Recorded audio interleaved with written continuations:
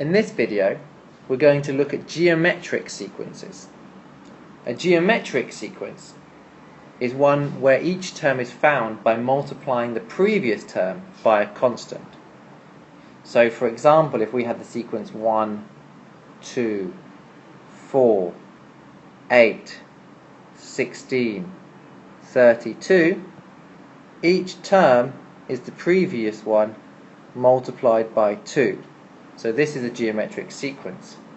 Another one might be something like 27, 9, 3, 1, a third.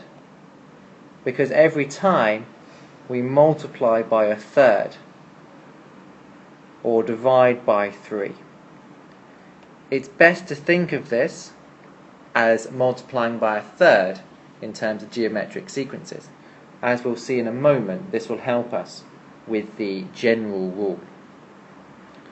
So a general rule for a geometric sequence is going to have something to do with multiplying instead of adding. So let's look at an example. Here we go. Here we've got multiplying by 2 each time. So let's have a look at the terms. The first term we have is 2. And we can see from here we need to multiply the first term, u1 equals 2. We need to multiply that by 2 to get u2. So u2 is equal to 2 times 2, or 2 squared.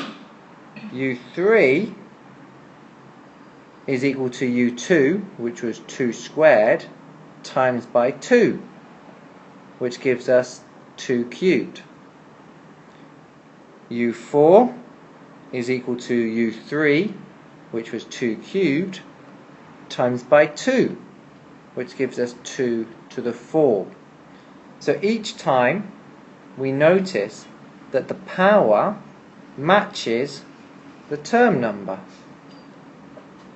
This even works in the first one because 2 is just 2 to the 1, which matches with the term number. So in general, un is equal to 2 to the power n. So the general term is 2 to the power n. And in geometric sequences, we will always have some number to a power. This next example is 2, 6, 18, 54, 162. We are multiplying by 3 each time. Now if we're multiplying by 3, let's first of all consider u1 is equal to 2. u2 is equal to u1, which is 2, times by 3, which gives us the 6. u3 is equal to u2, which was the 6, but we're going to write it as 2 times 3, and it's that times by 3. And what we get there is 2 times by 3 squared, which is equal to the 18, 2 times by 9. u4 is equal to u3 times by 3. Well, u3 was 18, but we're going to write it in the form 2 times 3 squared times by 3. That's now 2 times by 3 cubed. 2 times by 27 is indeed 54. u5 is equal to u4, which was 54, but we're going to write it in the form 2 times 3 cubed times by 3, which is 2 times by 3 to the 4, which is indeed 162. So again, we can see a relationship between the power 4 and the term number 5, the power 3, the term number 4, the power 2, the term number 1, the power 1, the term number 2, and even in the first one This one is times 3 to the power 0. Power 0, term number 1. So in general, we have un is equal to, well, it's always 2 times by, and then 3 to the power, well, the power is always 1 less than the term number. So if the term number is n, the power is n minus 1.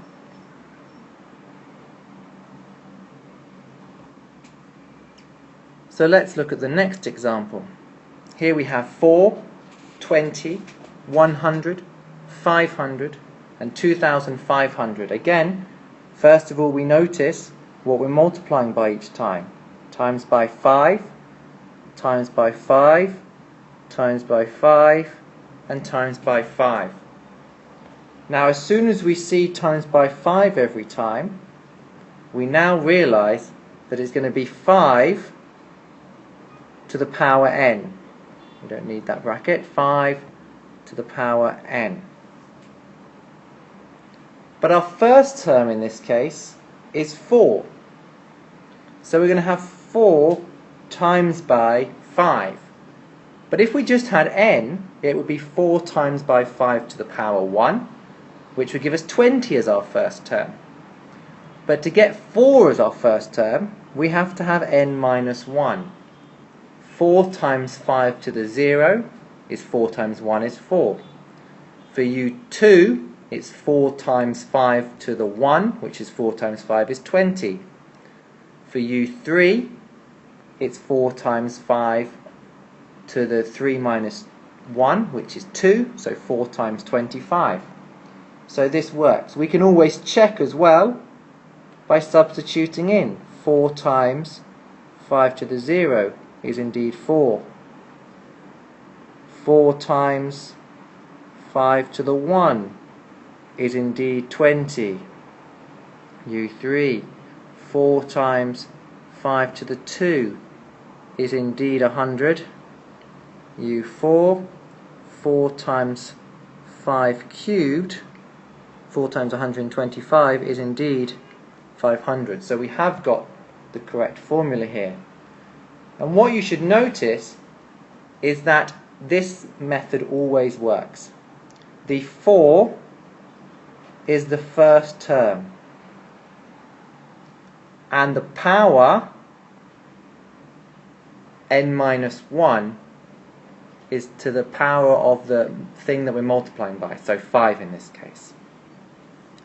One final example, and this time we go from minus 10 to plus 20, to minus 40 to plus 80 to minus 60.